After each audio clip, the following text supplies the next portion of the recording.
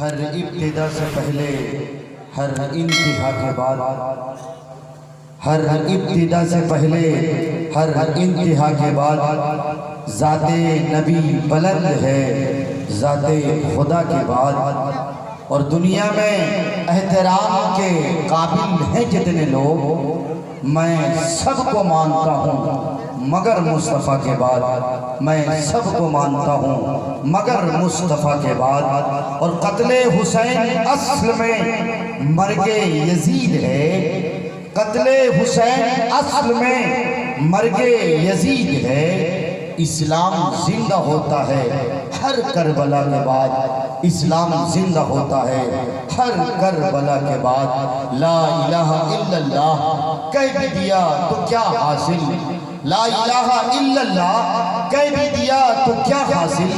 دل و نگاہ مسلمان نہیں تو کچھ بھی نہیں، دل و نگاہ مسلمان نہیں تو کچھ بھی نہیں۔ یوں تو سید بھی ہو، مرزا بھی ہو، افغاں بھی ہو، تم سبھی کچھ ہو بتاؤ کہ مسلمان بھی ہو، تم سبھی کچھ ہو بتاؤ کہ مسلمان بھی ہو۔ حضرات سامعین، اللہ کا بہت بڑا کرم احسان کہ اللہ تبارک و تعالیٰ نے ہم سب لوگوں کو ایمان کی دولت، اسلام کی دولت سے سرفراز فرمایا، اور ہم پر بہت بڑا کرم احسان شکر فضل یہ فرمایا کہ ہم سب کو نبی آخر الزمان، تاجدار مدینہ، سرور کائنات، فخر موجودات، ہادی سبل، ساقی کوثر، شافع محشر، شفیع المذنبین، رحمت للعالمین، جناب حضرت محمد مصطفیٰ صلی اللہ علیہ وسلم کی امت میں مرحمت فرمایا۔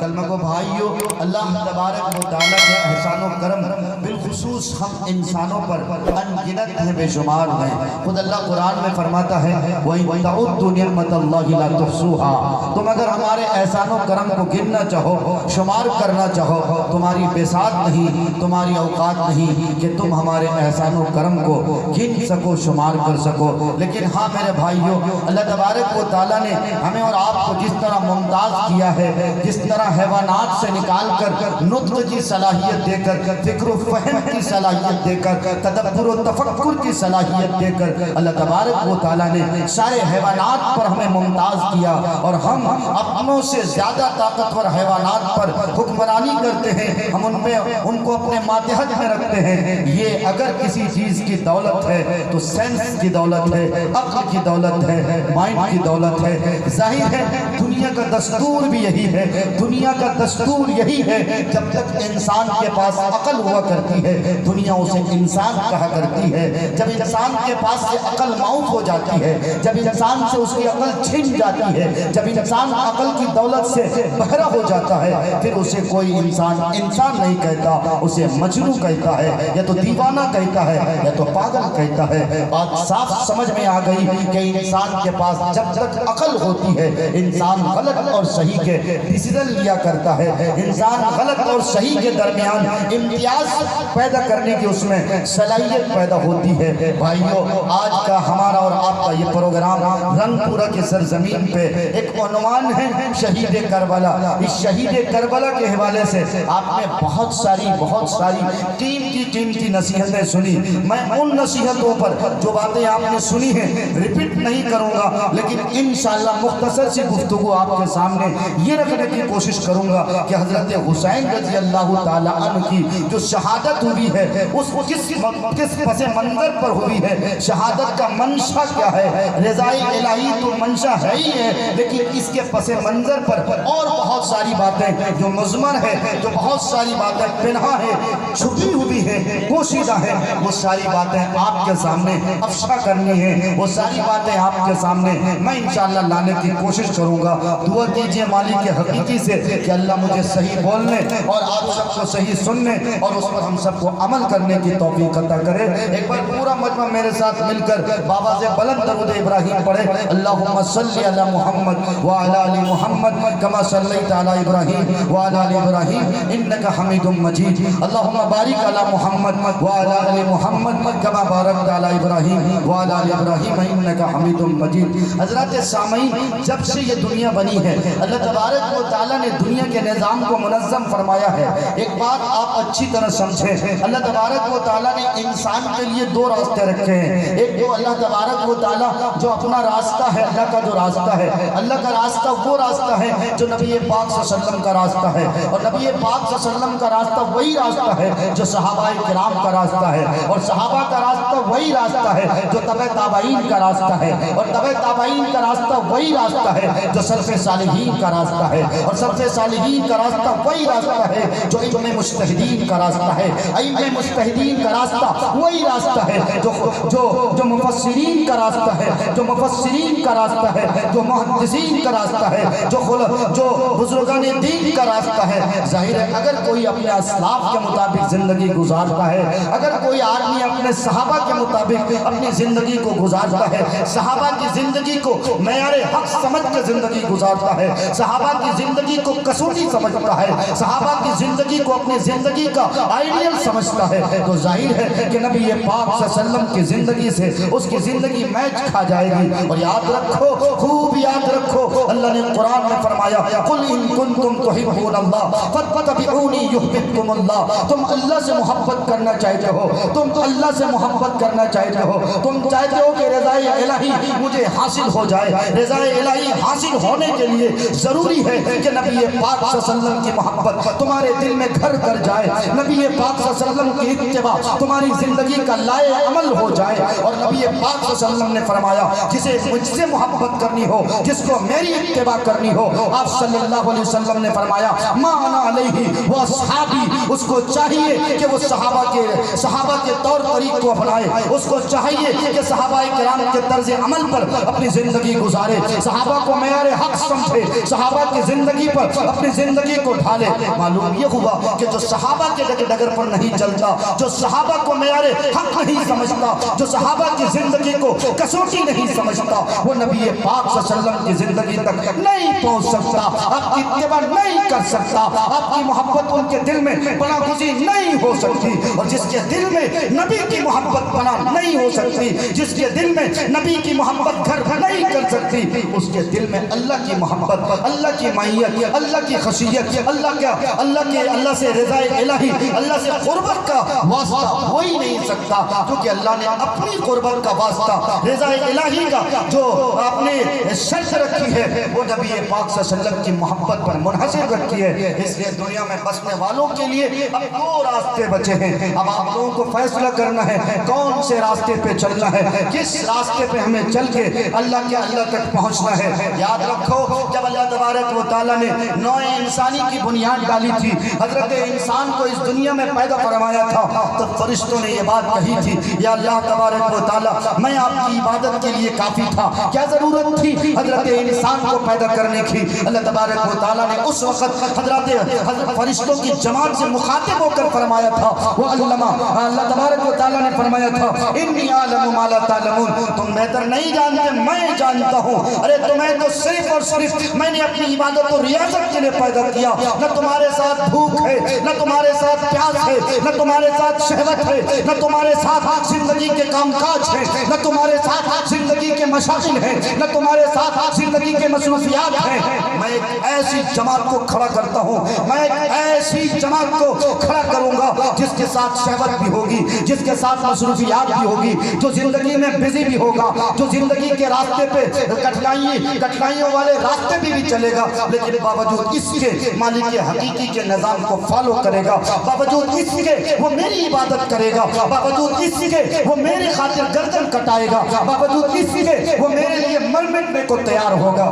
پھر حضرت انسان کی بنیاد وجود میں آئی, اس کے لیے سب سے پہلا ویکتی, اس دھرتی کا سب سے پہلا انسان مانوتا کے سمان میں حضرت آدم علیہ السلام کی شکل میں اس دھرتی میں نمودار ہوا. بھائیوں میں آپ کو بتاتا چلو حضرت آدم علیہ السلام کو سب سے پہلے پیدا کرنے کے بعد اللہ تبارک و تعالیٰ نے خود قرآن میں فرمایا وَعَلَّمَ آدَمَ الْأَسْمَاءَ كُلَّهَا, اللہ نے آدم کو سارے اسماء بتائے, ساری چیزوں کا علم دیا. معلوم یہ ہوا کہ مسلمانوں سے, اسلام سے علم کا رشتہ لازم ملزوم کے دائرے پہ ہے, لازم ملزوم کے طور پہ ہے. اگر کوئی مسلمان, اگر کوئی آدمی اپنے آپ کو کہتا ہے کہ میں مسلمان ہوں, تو مسلمان ہونے کے لیے کوئی یہ بھی شرط ہے کہ وہ تعلیم کی دولت سے مالا مال ہو, وہ کوئی یہ بھی شرط ہے کہ رضا الہی کو سمجھ سکے, معرفت الہی کو سمجھ سکے, اللہ کے قوانین کو समझ सके, नबी की नबूवत को समझ सके, नबी की रिसालत को समझ सके, नबी की सुन्नतों का इल्म हो। ज़ाहिर है जब इल्म होगा तो सही रास्ते का इंतखाब करेगा, सही रास्ते का चूज करेगा।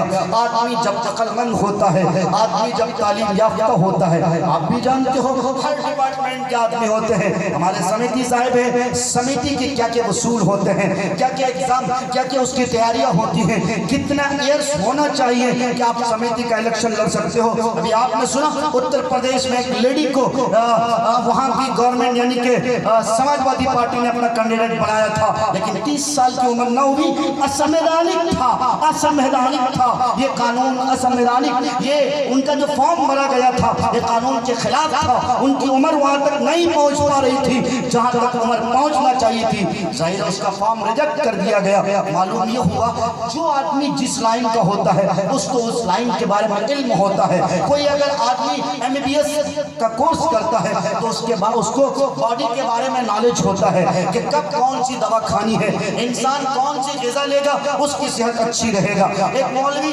दीनी तालीम हासिल करता है, उसे मालूम है कि मुफ्सिदात रोज़ा क्या है, उसे मालूम है कि कौन सी चीज़ें खाएंगे तो रोज़ा नहीं टूटेगा, कौन सी चीज़ें भूले से अगर अंदर चली गई तो रोज़ा नहीं टूटेगा, कौन सी चीज़ें ऐसी हैं जिसके खाने से रोज़ा टूट जाएगा। चूंकि ये दीन का स्पेशलिस्ट कोर्स कर रखा है। ज़ाहिर है कोई मास्टर साहब दुनिया की तालीम हासिल करता है, दुनियावी तालीम के बारे में वह स्पेशलिस्ट होता है। मैं आपको बता देना चाहता हूँ, अगर आप सच्चे मुसलमान बनना चाहते हो तो एक रिश्ता आपके लिए खास है, उस रिश्ते का इंतखाब भी आपको करना पड़ेगा।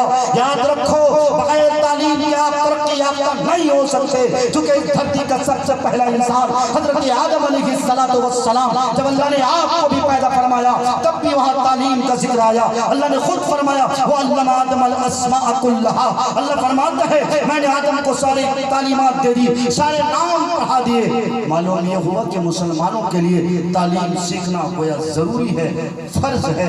अगर कोई मुसलमान तालीम नहीं सीखता तो अपने आप पे जुल्म करता है। तो इंशाअल्लाह एक रिश्ता जो मेरा तालीम से है उस रिश्ते को निभाएंगे इंशाअल्लाह। मैं आपको बता ये रहा हूँ भाइयों, जब सहाबा की जब फरिश्तों की जमात ने ये बात उठाई थी तब अल्लाह तबारक व तआला ने क्या कहा, यही तो कहा मैं एक ऐसी जमात का इंतखाब करने जा रहा हूँ जिस जमात के साथ आज सारी चीजें लाइक होंगी, उनको भूख भी लगेगी, प्यास भी लगेगी, शहवत भी उसको तड़पाएगी, लेकिन बावजूद इससे वो मेरी खातिर जिंदगी गुजारेगा, मेरे नाम पर मर मिटने की कोशिश करेगा।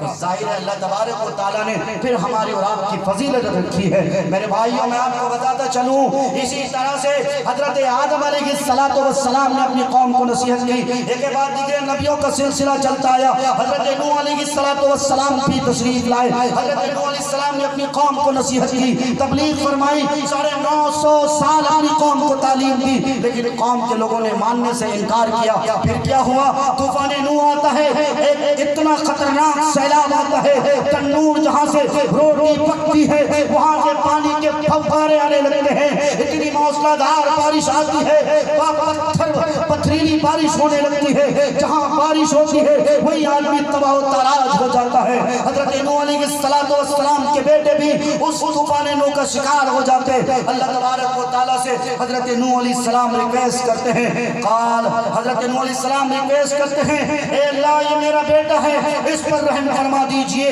हजरत नूह अलैहिस्सलाम जब ये बात कहते हैं अल्लाह की तरफ से जवाब आता है, कीला या नूह इन्नहु लैसा मिन अहलिक, ए नूह याद रखो जो मेरे खातिर जिंदगी नहीं गुजारता, जो तुम्हारे दावत पर लब्बैक नहीं कहता, जो अल्लाह की रस्सी को मजबूती से नहीं थामता, वो तुम में से नहीं है, अगरचे वो तुम्हारी औलाद क्यों ना हो। बहरहाल हजरत नूह अलैहिस्सलाम के लड़के उनके सामने डूब के मर गए, लेकिन हजरत नूह अलैहिस्सलातु वस्सलाम को जब ये बात कही गई, इस बात का इल्म दिया गया, तो हजरत नूह अलैहिस्सलाम ने फिर दोबारा दरखास्त नहीं की। मेरे भाइयों मैं आपको कहना ये चाह रहा हूँ, हक और बातिल के रास्ते हमेशा से हैं और हमेशा रहेंगे। हजरत नूह अलैहिस्सलातु वस्सलाम के بعد آپ موسیٰ علیہ السلام پہ آؤ، سارے نبیوں کے واقعات کو چھوڑ کر میں آپ کو ایک بات یہ بتاتا چلوں، ان عدت الشہور عند اللہ 12 شہر، قرآن کریم میں اللہ تبارک و تعالیٰ نے فرمایا 4 مہینے اللہ کے نزدیک بہت پاک پوتر ہیں۔ ویسے تو اللہ کے سارے مہینے پاک پوتر ہیں، سارے مہینوں کی فضیلت ہے، لیکن ان 4 مہینوں کی فضیلت ان 8 مہینوں کے مقابلے میں اللہ نے زیادہ رکھی ہے۔ میرے بھائیو، اسلام کا سب سے پہلا مہینہ محرم الحرام، اس مہینے میں قربانی ہے، اس مہینے میں قربانی درپیش ہے، اس مہینے میں قربانی مخفی ہے، اس مہینے میں قربانی چھپی ہوئی ہے۔ کس طرح سے اسلام کا آخری مہینہ کون سا مہینہ گزرا؟ ذوالحجہ کا مہینہ گزرا، اس میں بھی قربانی مضمر ہے۔ اور میں ایک بات نقطے کی آپ کو بتاتا چلوں، جو انسان جتنا مکمل ایمان والا ہوگا، جس کا ایمان جتنا پاورفل ہوگا، جس کے ایمان میں جتنا کرنٹ ہوگا، جس کے ایمان میں جتنی حرارت ہوگی، جس کے ایمان میں جتنی گرمی ہوگی، اللہ اس سے اتنا ہی سخت امتحان لے گا۔ جس کا ایمان جتنا مضبوط ہوگا، اللہ اس سے اتنا ہی مضبوط امتحان لے گا۔ یاد رکھو، نبیوں کا ایمان سب سے مضبوط ہوا کرتا ہے، اس لیے سب سے کڑا امتحان، سب سے مضبوط امتحان، سب سے کڑی ابتلا، سب سے کڑی آزمائش اگر کسی سے ہوئی ہے تو انبیاء علیہ السلام سے ہوئی ہے، کیونکہ سب سے مضبوط ایمان انبیاء علیہ السلام کا ایمان تھا۔ اس کے بعد اگر اس دھرتی میں کسی کا مضبوط ایمان رہا ہے، کسی کا مضبوط ایمان تھا، تو وہ صحابہ کرام کی مقدس جماعت کا ایمان تھا۔ ان کا ایمان اتنا مضبوط تھا، بلال حبشی کو گھسیٹا جا رہا ہے، بلال حبشی پہ پتھر رکھے جا رہے ہیں، عرب کی تپتی صحرا پر ان کے سینے پہ چٹان رکھا جا رہا ہے۔ حضرت عمار اور یاسر کو اتنی تکلیفیں دی جا رہی ہیں، حضرت سمیہ رضی اللہ تعالی عنہ کو دھمکی دی جا رہی ہے، سمیہ آپ بھی کہو کہ محمد رسول اللہ جھوٹے نبی ہیں، سمیہ آپ بھی کہو کہ معاذ اللہ ایک نہیں ہے، لیکن حضرت سمیہ قربان جاؤں سمیہ تیری ذات پر، حضرت سمیہ نے کہا یاد رکھو کم وقت کے مارو، یاد رکھو بدبختو، سمیہ کے ایمان کو تم چھیننا چاہتے ہو، تم چاہتے ہو کہ سمیہ کے دل میں جو نبی کی محبت گھر کری ہوئی ہے، جو نبی کی محبت پناہ گزی ہے، اس محبت کو چھیننا چاہتے، ارے تم جیسے ہزاروں بدبخت پیدا ہو جائے، سمیہ کے ٹکڑے ٹکڑے کر دے، سمیہ کے ریزے ریزے کر دے، لیکن سمیہ کے دل میں جس طرح نبی کی محبت پناہ گزی ہے، اس محبت کو نہیں چھین سکتے، اس محبت کو نہیں جدا کر سکتے۔ کلمے کی محبت سمیہ کے دل میں کرنٹ کی طرح ہے، اگر تم کلمے کی محبت میرے دل سے نکالنا چاہتے ہو، سمیہ کے 2 ٹکڑے تو کر سکتے، لیکن کلمے کی محبت کو نہیں نکال سکتے۔ بھائیو، ایسا مضبوط ایمان تھا، تبھی تو ان سے اتنا مضبوط امتحان لیا گیا۔ ہمارے اور آپ کیسے چائنا موبائل کی طرف پھسپھسیا ایمان، ٹھکٹھکیا ایمان۔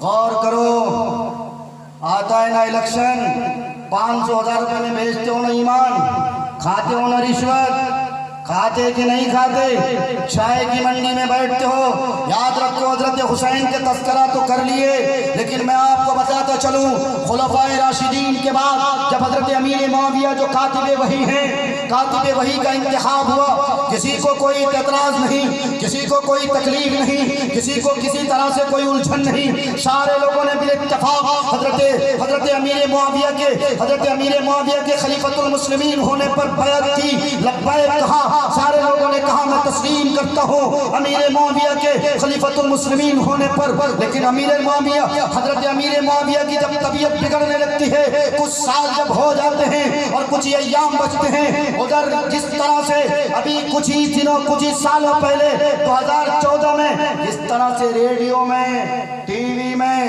چینلوں میں کیا آواز آتی تھی، گھر گھر مودی، ہر ہر مودی، آواز آتی تھی کہ نہیں؟ بتاؤ نا، آواز آتی تھی کہ نہیں؟ ایک ہی آواز آتی تھی، اب کی بار مودی سرکار۔ یہاں تک کہ ہم لوگوں نے دیکھا ہے کہ دہلی کے میٹرو میں بھی یہی لکھا ہوا ملتا تھا، اب کی بار مودی سرکار۔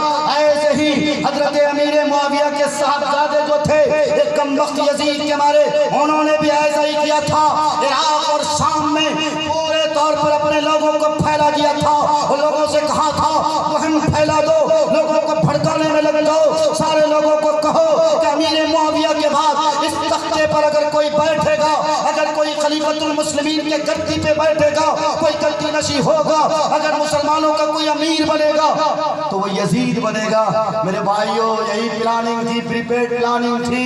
बहरहाल हजरत अमीर मुआविया रजी अल्लाह ताला अन्हु समझ न सके भाइयों, यजीद की तो यही प्लानिंग थी कि लोगों को बरगलाया जाए, लोगों को बहकाया जाए, लॉलीपॉप दिया जाए, उनको 15 लाख के झोंके दिए जाए, जिस तरह 15 लाख के झोंके दिए गए ना। अरे झांसे दिए कि नहीं दिए गए? हमको 2014 में बनाओ, 15 लाख तो यूं ही अकाउंट में चले जाएंगे। कितना 15 लाख आए? काला धन की शक्ल में तो वाइट धन भी लेके चले गए। ऐसे ही अमीरुल मोमिनीन हजरत अमीर मुआविया रज़ी अल्लाह ताला अन्हु के जो लड़के थे, यानी यजीद, उस कम वक्त ने भी यही काम किया था। पूरे तौर पर इराक और हिजाज में और शाम के इलाके में अपने एजेंडों को लगा दिया था, और एजेंडों को लगाकर गुमराह करने की कोशिश की गई। लोगों को बताया कि लोगों से, लोगों जाओ मेरे अब्बा से जाकर कहो कि आपके जाने के बाद आपके गद्दी पर अगर किसी को इस गद्दी का लायक समझता हूँ, आपका होनहार पुत्र को समझता हूँ, आपका होनहार बेटा को समझता हूँ। हालांकि यजीद बहुत पहले से ही बहुत बड़ा फासिद था। मैं आपको बताता चलूं, कुछ लोग तो इसमें हिचकिचाते हुए बोलते हैं, ये मीडिया के मेरे साथी हैं, मेरी बात को आप नश्र कर देना। मैं धड़ल्ले से ये बात कह सकता हूं कि यजीद ने जाल फैलाया था। हक व बातिल की लड़ाई थी। मुसलमानों, आज भी हक व बातिल की लड़ाई होती है। कुछ लोग पैसे के बलबूते पे इलेक्शन लड़ते हैं, कुछ लोग ईमानदार होते हैं, उनके पास पैसे नहीं होते, खिदमत करने का जज्बा तो दिल में होता है। उन्हें तो ये लगता है कि काश अगर मैं गांव का मुखिया बन जाता, काश अगर मैं गांव का सरपंच बन जाता, लोगों के माबैन सुलह कराता, लोगों के माबैन इंसाफ कराता। लेकिन ये जेब में पैसा बीच में हायल हो जाया करते। पैसा न होने की वजह से वो सरपंच के ख्वाब से चकनाचूर हो जाता है, मुखिया बनने से वो नाकाम हो जाता है। याद रखो भाइयों, यही काम किया था यजीद ने। बिलाखिर क्या हुआ? इराक से, हिजाज से, शाम से कुछ लोगों को भेजा गया। हजरत अमीर मुआविया जो कातिबे वही थे, उनके पास भेजा गया और कहा गया, मेरे अब्बा से जाके कह देना, हम सारे लोग आपके बाद आपके गद्दी पर आपके बेटा को विराजमान देखना चाहते हैं, आपके गद्दी का विराजमान देखना चाहते हैं। बहरहाल कल फुसफुसी दी गई। हजरत अमीर मुआविया इस साजिश को समझ न सके, बेटे के हक में आप फैसला देने के लिए तैयार हो गए। उस वक्त सहाबाए किराम में बिलखुसूस हजरत अब्दुल्लाह इब्न उमर, हजरत अब्दुर्रहमान बिन अबू बकर, हजरत अब्दुल्लाह बिन जुबैर और हजरत हसन बिन अली, ये 4 सहाबा, और भी बहुत सारे सहाबाए किराम थे, लेकिन बिलखुसूस इन चारों ने मुखालिफत की। उन चारों ने कहा, आपको खलीफतुल मुस्लिमीन मानता हूँ, तस्लीम करता हूँ, जब तक आप हैं खलीफतुल मुस्लिमीन आप हैं। लेकिन याद रखिए, आपके जाने के बाद यजीद को हम लोग खलीफतुल मुस्लिमीन नहीं मानेंगे, उनके हाथ पर बैत नहीं करेंगे, उन्हें अपना हाकिम नहीं मानेंगे, उन्हें अपना अमीर नहीं मानेंगे। लेकिन क्या कहा अमीरुल मोमिनीन हजरत मुआविया ने? अरे तुम लोग कैसी बात करते हो? कितने लोग इराक से आए थे, कितने लोग, बताओ ना, ऐसे ही ना काम होता है जी। कुछ लोगों को जीतना होता है, इधर उधर के लोगों को लगाता है, गाँव में जाके फुसफुसिया वाला काम करो, इसको बहकाओ उसको बहकाओ। यही काम उस वक्त भी हुआ था। ये गंदी सियासत की पॉलिसी आज नहीं खेली गई, यजीद ने इस गंदी सियासत की बुनियाद डाली है, इसकी नींव रखी है, यजीद ने रखी है। हजरत अमीर मुआविया बहरहाल अपने बेटा को अमीर बनाने पर मामूर हो जाते हैं, बज़िद हो जाते हैं, कुछ खट्टी मीठी बातें भी हो जाती हैं। जब ये शिकायत हजरत आयशा रज़ी अल्लाह ताला अन्हा तक पहुंचती है, हजरत आयशा रज़ी अल्लाह ताला अन्हा अमीरुल मोमिनीन हजरत अमीर मुआविया को बुलाते हैं और हजरत अमीर मुआविया को बताते हैं, अमीर मुआविया याद रखिएगा, अगर विरासत के तौर पे गद्दी नशी बनाया जाता तो अबू बकर के बाद अबू बकर के बेटे को बनाया जाता, उमर के बाद उमर के बेटे को बनाया जाता, उस्मान के बाद अली के बाद अली के बेटे को बनाया जाता। लेकिन ये विरासत के तौर पे नहीं चलती है, ये गद्दी उसे मिला करती है, ये कुर्सी उसे मिला करती है, खलीफतुल मुस्लिमीन उसे बनाया करते हैं जो उसकी अहलियत का होता है, जो इस्लाम का فالوور ہوتا ہے, جو سنت رسول کا شیدائی ہوتا ہے, جس کے دل میں نبی کی سب سے زیادہ محبت ہوتی ہے, اسے خلیفۃ المسلمین کی کرسی دی جاتی ہے. بہرحال حضرت عائشہ نے بھی بہت سمجھانے کی کوشش کی, لیکن حضرت امیر معاویہ نہ سمجھ سکے, اور اخیر میں حضرت عائشہ نے ایک نصیحت کی, آج یاد رکھیے گا امیر معاویہ, آج کے بعد سے آپ کی یہ شکایت نہیں ہونی چاہیے کہ آپ عبداللہ ابن زبیر کو, آپ عبداللہ ابن عمر کو, آپ عبد الرحمن بن ابو بکر کو اور حضرت حسین وغیرہ کو آپ کھٹی میٹھی بات نہیں کریں گے, پیار کے ساتھ ان سے بولیں گے. یہ سفر ہوتے ہوتے آپ غور سے سن رہے ہو نا, سارے لوگ ہاتھ اٹھا کے بتاؤ انشاءاللہ, سارے لوگ غور سے سننا, میں آپ کو بتاتا ہوں سیاست کی گندی پالیسی کیسے کھیلی جاتی ہے. بتاؤ یزید نے کیسے قبضہ کیا, کرسی پر کس طرح براجمان ہوا ہے. سنو بھائیو سنو, پھر کیا ہوا, امیر معاویہ رضی اللہ تعالیٰ عنہ پہنچتے ہیں مکہ المکرمہ. اس کے بعد اس کے پیچھے پیچھے حضرت عبداللہ ابن عمر, جو حضرت عمر کے بیٹے تھے, وہ بھی پہنچتے ہیں. حضرت عمر کے بیٹے کو حضرت امیر معاویہ بلاتے ہیں اور کہتے ہیں کیا بات ہے, تم لوگ کیوں مخالفت کرتے ہو؟ ارے یزید کے ہاتھ پر بیعت کے لیے جب سارے لوگوں نے اتفاق رائے دی ہے, تم لوگوں کو بیعت کرنے پر کیا دقت ہے, کیا دقت ہے بتاؤ تو صحیح. حضرت عمر فاروق کے بیٹے نے کہا, اے امیر المومنین یاد رکھیے گا, آپ کو امیر المومنین ہم لوگوں نے مانا ہے, تسلیم کیا ہے, اور جب تک آپ حیات سے ہیں تب تک آپ کو امیر المومنین مانوں گا, لیکن آپ کے بیٹے میں وہ اہلیت نہیں ہے, آپ کا بیٹا اس لائق نہیں ہے. اگر گدی وراثت کے طور پہ ملتی تو عمر فاروق کے بعد تو میرا حق تھا, میں اس کرسی کا مالک ہوتا, لیکن وراثت سے کرسی نہیں ملتی ہے, کرسی تو اہلیت سے ملتی ہے, کرسی تو اسے ملتی ہے جو اس کرسی کا لائق ہوتا ہے, جس میں وہ صلاحیت ہوتی ہے. بہرحال حضرت عمر فاروق کے لڑکے نے یہ بات کہہ دی, لیکن کچھ دیر کے بعد حضرت حسین سے بھی ملاقات ہو جاتی ہے. حضرت حسین کو امیر المومنین بلاتے ہیں, حضرت امیر معاویہ بلاتے ہیں اور کہتے ہیں حسین کیا دقت ہے, تم لوگ کیوں مخالفت کرتے ہو؟ ارے ہاتھ میں بیعت کر نہ لو. یزید کے ہاتھ پر جب سارے لوگوں نے بیعت کا اعلان کر دیا, تم لوگوں پہ بیعت کرنے کی کیا دقت آئی ہے؟ حضرت حسین رضی اللہ تعالیٰ نے 3 باتیں کہی ہیں. مسلمانوں غور سے سنو, حضرت حسین نے دل دہلا دینے والی 3 باتیں امت کو نصیحت کرتے ہوئے کہی ہیں. حضرت امیر معاویہ کو نبی پاک صلی اللہ علیہ وسلم کے نواسہ, جس نواسے کے بارے میں نبی نے فرمایا تھا سیدہ شباب اہل الجنہ الحسن والحسین, یعنی حسن اور حسین جنت کے نوجوانوں کے سردار ہیں, اس حسین کے بارے میں جب نبی پاک صلی اللہ علیہ وسلم کا یہ فرمان, اور نبی پاک صلی اللہ علیہ وسلم کے فرمان کے مطابق حضرت حسین نے ہمیشہ زندگی کاٹی, ظلم کے خلاف ہمیشہ چٹان کی طرح کھڑے رہے. حضرت امیر معاویہ کو حضرت حسین نے کہا, آپ کے بیٹے کی خلافت میں اس وقت تک قبول نہیں کروں گا, اسے امیر المومنین اس وقت تک تسلیم نہیں کروں گا جب تک کہ اس میں 3 باتیں نہ ہو جائے. اور یاد رکھیے گا, امیر المومنین ہونے کے لیے 3 باتوں کا ہونا نہایت ہی ضروری ہے.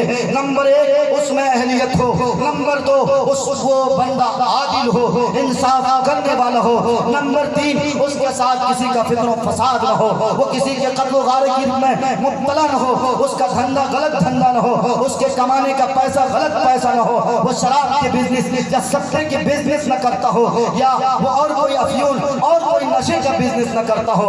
یہ 3 شرطیں جس میں پائی جائیں گی وہی اہلیت ہوتا ہے, وہی اس کرسی کا لائق ہوتا ہے. بہرحال حضرت حسین رضی اللہ تعالیٰ عنہ نے بھی یہی بات کہہ دی. المختصر یہ کہ کچھ دنوں کے بعد حضرت امیر معاویہ کا انتقال ہو جاتا ہے, آپ دنیا سے پردہ فرما جاتے ہیں. اس کے بعد ظاہر ہے ایٹومیٹکلی اسی کرسی پر یزید پورے طور پر براجمان ہو جاتا ہے. یزید جب براجمان ہو جاتا ہے پھر اس کے ظلم و زیادتی کے کیا کہنے, اس کم وقت کو ایک اور بہت بڑا کم وقت مل جاتا ہے جو اسلامی تاریخ میں اتنا بدنما داغ کسی کے نام پہ نہیں آتا.